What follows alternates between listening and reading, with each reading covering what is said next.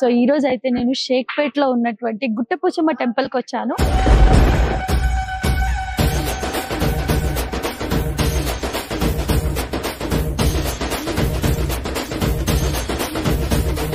అందరికీ నమస్కారం, నేను మీ Jinitha. Welcome to Shashi TV. So ఈ రోజు అయితే నేను షేక్పేట్ లో ఉన్నటువంటి గుట్టపోచమ్మ టెంపుల్ కి వచ్చాను. సో ఈ టెంపుల్ యొక్క ప్రత్యేకత అయితే చాలా ఉందన్నమాట. సో దీని గురించి డీటెయిల్స్ గా మనం ఇక్కడ ఉన్న ఎవరైతే గురువు గారు ఉంటారో, ఎవరైతే పండితులు ఉంటారో వాళ్ళని అడిగైతే తెలుసుకుందాము. సో నాకైతే చాలా బాగా అనిపించింది. ఇందాకే టెంపుల్ అంతా తిరిగి దర్శనం కూడా చేసుకున్నాను. అండ్ నిజంగా చెప్పాలంటే ఈ సరౌండింగ్ లో మొత్తం లైక్ ఒక విలేజ్ లాగా ఒక ఏరియా ఉండి షేక్పేట్ లో మధ్యలో ఇంత పెద్ద గుడి, గుట్టపోచమ్మ టెంపుల్. సో ఇదైతే చాలా బాగుంది. అండ్ ఇక్కడ విజువల్స్ కూడా చాలా బాగున్నాయి. అండ్ నేను విన్నది ఏంటంటే నైట్ టైమ్స్ లో అయితే ఇక్కడ చాలా బాగుంటది అని చెప్పేసి విన్నాను. సో నాకైతే చాలా హ్యాపీగా ఉంది. మీ అందరికీ కూడా ఈ రోజు టెంపుల్ చూపించడం అండ్ దీని ప్రత్యేకత గురించి కూడా తెలుసుకుందాం. సో వచ్చేసేయండి.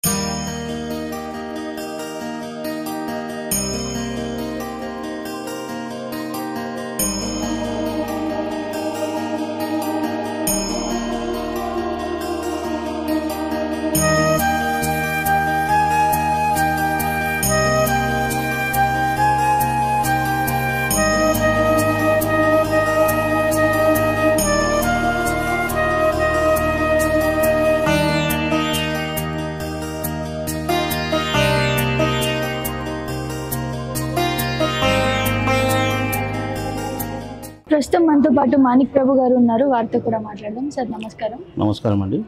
సో ఫస్ట్ ఆఫ్ ఆల్ దీని గురించి, టెంపుల్ గురించి చాలా విన్నాం మేము బయట. గుట్టపోచమ్మ టెంపుల్ అని సమ్ ప్రత్యేకతలు ఉన్నాయని చెప్పేసి కూడా విన్నాము. అసలు ఇది ఎలా వెలిసింది టెంపుల్? ముందుగా శశి టీవీ గారికి నమస్కారము. ఈ గుట్టపోచమ్మ టెంపుల్కు రావడము మీ అందరికీ ఒక నమస్కారం తెలుపుతూ, వెల్ఫేర్ కమిటీ ఆధ్వర్యంలో చాట్ల సదానంద్ గారు, సారా వెంకటేష్ గారు, మళ్ళీ వైస్ ప్రెసిడెంట్స్గా మాణిక్ ప్రభు గారు, మిగతా గుర్రం శివకుమార్, వీళ్ళందరూ కార్యకర్తలందరూ కలిసి నిర్వహించుకొని ఈ గుడిని నిర్మించడం జరిగింది. దీనికి ఒక ప్రత్యేకమైన విశేషం ఉన్నది. ఇది గత 400 ఏళ్ళ పురాతనమైన టెంపుల్. ఇది 400 ఏళ్ళు అయింది మేడం.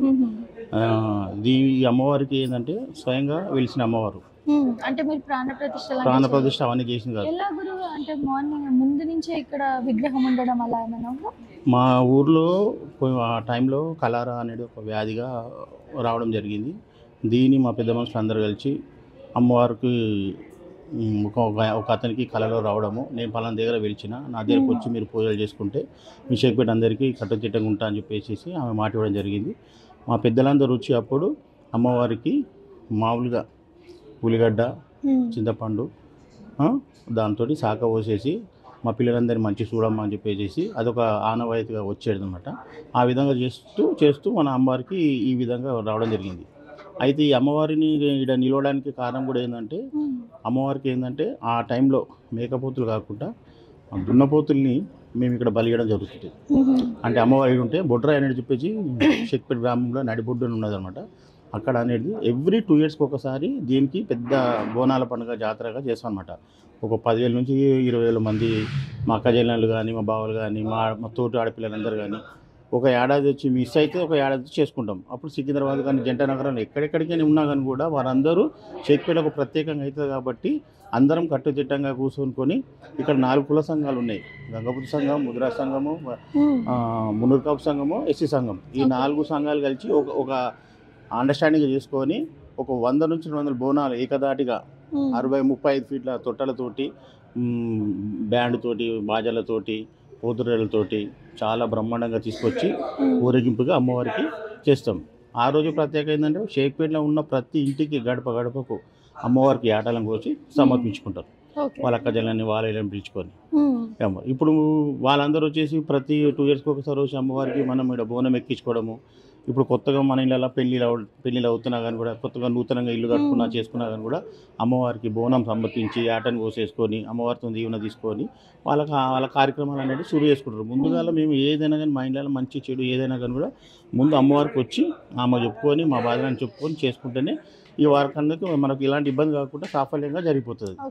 ఆ ప్రత్యేకత అనమాట. ఈ అమ్మవారికి ఏంటంటే ఇక్కడ నిజమైన భక్తులకు మాత్రమే ఆమె ప్రత్యక్షమై చూపిస్తుంటుంది. ఇంకోటి ఏంటంటే మనసు భక్తితో కూడా ఆమెని ధ్యానించుకొని, అమ్మ నాకు ఇది కావాలి, నాకు ఉద్యోగం కానీ పెళ్లి కానీ ఇంకా వేరే వేరే విత్తనాలు ఏది ఉన్నా కానీ కూడా మనకు కావాలని భక్తి శ్రద్ధలతో చేసుకున్నా కానీ కూడా అమ్మవారికి మాత్రం కటాక్షం చేస్తుంటారు.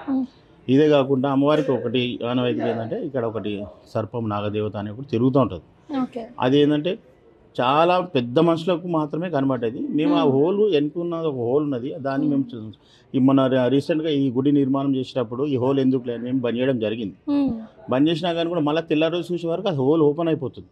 అది నాగసర్పం వస్తుందా అమ్మవారు ఏ రూపంగా వస్తుందా అనేది మాకు తెలియదు. ఇక్కడ కూడా మా చుట్టుపక్కల ఉందంటే ఇప్పుడు మన పంతులు గారు కానీ వాచ్మెన్ కానీ వీళ్ళందరూ కానీ ఇక్కడే నివసిస్తుంటారు. వాళ్ళకు కూడా ఎవరికి ఎలాంటి ఇబ్బంది కలగకుండా వాళ్ళు కూడా ఆయురాలతో మంచిగా ఉన్నారు. ఆ విధంగా ఇక్కడ జరుగుతుంటుంది. అంటే అది ఇప్పుడు నార్మల్గా ఎప్పుడైనా వస్తూ పోతుంటుందా లేదా ఒక డే ఒక టైమింగ్ ఏమైనా ఉంటుందా? టైమింగ్ అంటే మేడం మన ఎక్కువ అంటే శుక్రవారము లేకుంటే ఆదివారం మేము ఇప్పుడు ప్రత్యేకంగా ఏంటంటే ప్రతి ఆదివారం అమ్మవారికి అభిషేకం చేయడము, గుట్టపోచం కానీ అల్లపోచం కానీ మళ్ళీ ముందరున్న ఊరమేసం వీళ్ళందరికీ ప్రతి ఆదివారము మేము కమిటీ తరఫు నుంచి మేము అభిషేకం చేయడం జరుగుతుంటుంది. అప్పుడు చేసినప్పుడు కూడా మరి వచ్చిపోయిన మాకైతే ఇప్పటికైతే మా కంటికి అయితే కనబడలేదు. మా పెద్దలు చెప్పింది కాబట్టి మేము దాన్ని చెప్పుకోవడం జరుగుతుంది. భక్తి శ్రద్ధలతో చెప్తే వాళ్ళకు మరి కళలు కూడా కనిపించవచ్చు. ఆ విధంగా అంటే జరుగుతుంది. ఇంకోటి ఇది మీరు చెప్పారు కదా వెనకాల ఒక రంధ్రం ఉంది, అక్కడి నుంచి వచ్చిపోతుంటది మేడం. అది ఏంటి అది కనెక్షన్ ఎక్కడికి ఉంది? గర్భగుడి ఇక్కడికి ఏమైనా ఉందా?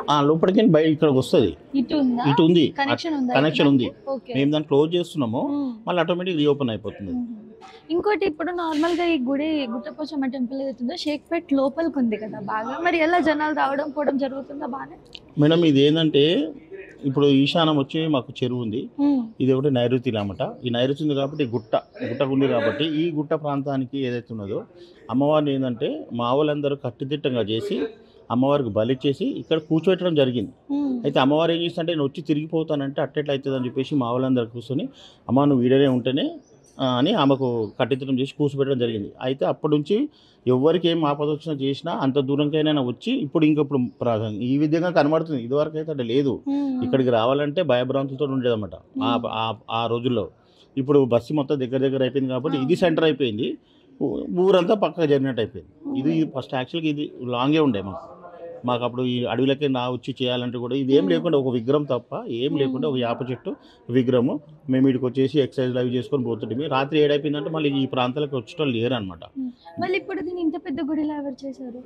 ఇప్పుడు అదే మేము చాటా సదానంద ఆధ్వర్యంలో సార వెంకటేశ్ మేమందరం కలుపుకొని బస్తీ మొత్తం మా షేక్పేటలో ఉన్న బస్తీ మొత్తం అందరి దగ్గర రూపాయి అందరూ వసూలు చేసుకొని పెద్దవాళ్ళు 5 లక్షలు 2 లక్షలు 3 లక్షలు అట్లా ఎవరెవరికి అమ్మవారి పేరు చెప్పుకొని వాళ్ళని అడగడము, వాళ్ళని అమ్మవారిని గుడి కట్టిద్దాం అని అడగడము, వాళ్ళు నువ్వు అనడము మాకు ఇవ్వడం జరిగింది. అట్లా మేము ఒక 70-80 lakhs పెట్టి దీన్ని రూపొందించడం జరిగింది.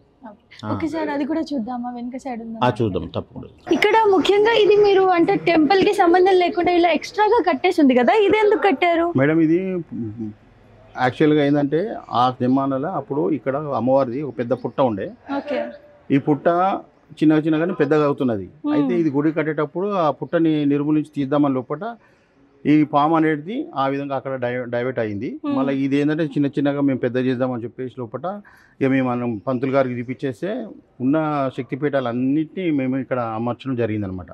చేసుకొని అమ్మవారికి ఇక్కడ కొద్దిగా పద్ధతి ప్రకారంగా ఆమె చేసి ఆ పుట్ట తీసేసుకొని మళ్ళీ ఫినిషింగ్ చేయడము.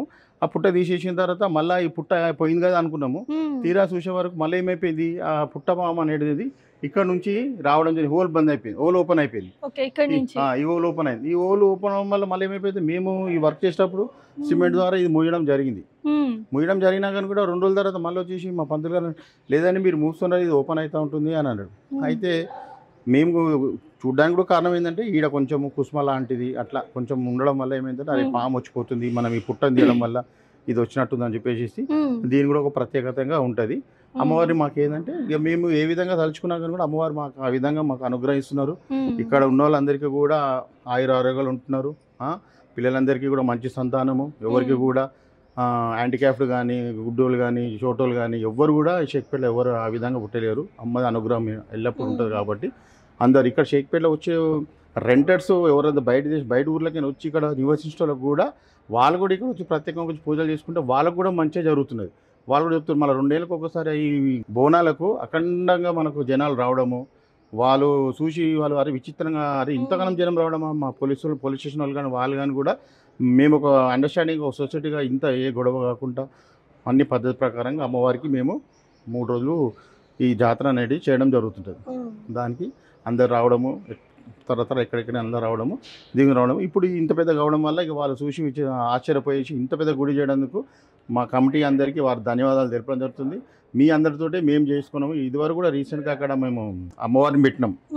ఇది మన బస్సులో బొడ్రాయిని కూడా నిర్మించడం జరిగింది అనమాట. ఇప్పుడు ఆ బొడ్రాయికి ఆడ కూడా ఆటలు కోసుకొని ఆడ కూడా అమ్మవారికి చేస్తాము. ఈడ కూడా ప్రత్యేకంగా అయితే 2 నెలలకు ఒకసారి ఇంటింటికి ఆటలు కోసేసుకొని అమ్మవారు చేసుకొని 4-5 రోజులు ఆ వారం రోజుల దాకా మనం పండుగ జాతరగా వాతావరణంగా అట్లా ఉంటుంది. Thank you madam. సో ఇక్కడ స్పెషాలిటీ ఏంటంటే ఈ మొత్తం టెంపుల్ ఒక స్పెషాలిటీ అయితే ఇదన్నమాట. సో ఇదేంటి అని అంటే మనకి ముందు ఇక్కడ పుట్ట ఉండేదంట, పాము పుట్ట ఉండేదంట. సో వీళ్ళు ఏమనుకున్నారంటే ఇక్కడ ఎలాగో గుడి కడుతున్నాం కదా, సో పుట్టని తీసేసి అంటే పద్ధతి ప్రకారంగా పూజలు చేసి పుట్టని తీసేసి ఇక్కడ మనం ఇలా కట్టేసుకుందాం టెంపుల్ అని అనుకున్న క్రమంలో వీళ్ళు నిర్మించినవన్నీ ఇవన్నీ కూడా దేవతల విగ్రహాలన్నీ కూడా పెట్టారు. అలా పెట్టిన తర్వాత ఇక పుట్టని తీసేసి ఇక్కడ ఇలా మొత్తం కవర్ చేసేసిన క్రమంలో ఏమవుతుందంట అంటే లైక్ ఇది కడుతున్న క్రమంలో ఇక్కడ మనకి డైలీ నైట్ చూసేసరికి ఇలా హోల్ అవ్వడం అలా జరుగుతుందంట. ఏంటి అని చెప్పేసి 2-3 టైమ్స్ అక్కడ ఇది నిర్మించే వాళ్ళు ఎవరైతే దీన్ని కడుతున్నారో వాళ్ళు దీన్ని చెప్తూ ఉన్నారంట, ఇలా అయిపోతుంది మళ్ళీ మార్నింగ్ లేసరికి ఇలా అవుతుంది అని చెప్పేసి. అంటే అక్కడ చూస్తే వాళ్ళకి ఫస్ట్ ఎవరైతే వచ్చి చూసారో అర్లీ మార్నింగ్ టైమ్స్ లో వాళ్ళకి కుసం కనిపించడము, పాముకి సంబంధించింది, ఆ నాగం పాముకి సంబంధించింది అలా అయ్యేదంట. సో ఏమో చెప్పలేము, అమ్మోరు తల్లి వచ్చి వెళ్తున్నారేమో అని చెప్పేసి వాళ్ళు నమ్మేసి సో దీన్ని అలాగే ఉంచేశారు. ఇదైతే మనకి చాలా ప్రత్యేకత అన్నమాట. సో నాగం పాము రూపంలో అమ్మవారు ఇప్పటికీ కూడా ఈ టెంపుల్ కి వచ్చి వెళ్తుంటారు అని చెప్పి ఇక్కడ ఉన్న జనాలందరూ కూడా నమ్ముతున్నారు. సో ఇదంతా కూడా చూస్తుంటే నిజంగా అసలు కొన్నిసార్లు నమ్మశక్యంగా ఉండదు, నిజంగా ఈ రూపంలో కనిపిస్తుంది ఆ దేవత అని చెప్పేసి చాలా ఆశ్చర్యం పడుతున్నాం మనందరం కూడా. బట్ ఇక్కడ టెంపుల్ కూడా చాలా బాగుంది అండ్ ఇక్కడ చాలా పీస్ ఉంది. మీరందరూ కూడా మా వ్యూవర్స్ ఎవరైతే చూస్తున్నారో షేక్పేటలో ఉన్న గుట్టపోచమ్మ టెంపుల్ కి ఒక్కసారైనా ఖచ్చితంగా రండి, దీని ప్రత్యేకత చాలా పెద్దది. సో ఇక్కడ టెంపుల్ అనేది దానంతట అదే వెలిసిందనమాట. సో వీళ్ళు ప్రాణ ప్రతిష్ఠ చేసి ఏదో కష్టాలి అని కట్టిన టెంపుల్ అయితే ఇది కాదు. సో న్యాచురల్ గా ఇక్కడ విగ్రహం వచ్చింది, భూమిలో నుంచి విగ్రహం వెళ్ళిన తర్వాత వీళ్ళు ఇక్కడ టెంపుల్ కట్టాలి అనుకొని అందరూ కొంచెం గవర్నమెంట్ తో మాట్లాడి అండ్ ఇక్కడ ఉన్న ప్రజలందరూ కూడా కొంత మనీ వేసుకొని ఇంత పెద్ద టెంపుల్ అయితే నిర్మించారు. సో ఇదేంటంటే న్యాచురల్ గా వచ్చిన టెంపుల్, ఇది ప్రాణ ప్రతిష్ఠ చేసిన టెంపుల్ అయితే కాదు.